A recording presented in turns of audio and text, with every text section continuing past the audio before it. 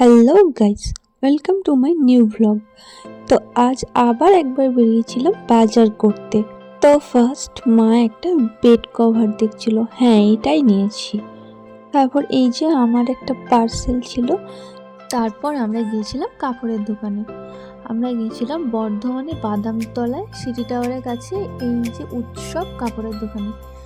এখানে শাড়ির কালেকশন খুব সুন্দর সুন্দর রয়েছে, তুমি যেরকম দামের নেবে সেরকমই পাবে।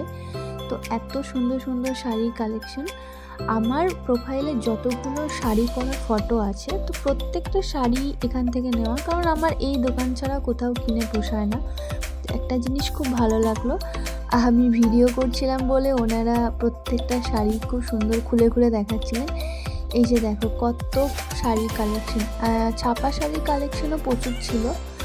আর আমার একটা শাড়ি খুব পছন্দ হয়েছিল, এই যে এটা পার্পল কালারের শাড়িটা আমার খুব পছন্দ হয়েছিল।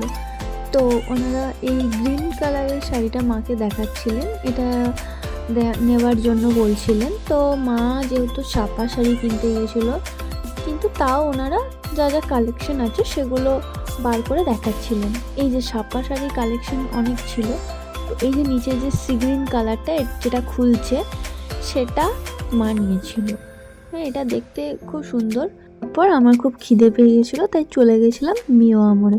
তো সেখানে গিয়ে খেয়েছিলাম চিকেন ইন্টারনেট আর চিকেন স্প্রিং রোল। খেতে কিন্তু দুর্দান্ত ছিল। তো বরের আদেশে এবার একটু হেলদি খাবারের জন্য আমি বেরিয়েছিলাম কিছু জিনিস নেওয়ার জন্য। আমি নিয়েছিলাম আমলকি, মুসম্বি আর ড্র্যাগন ফ্রুট।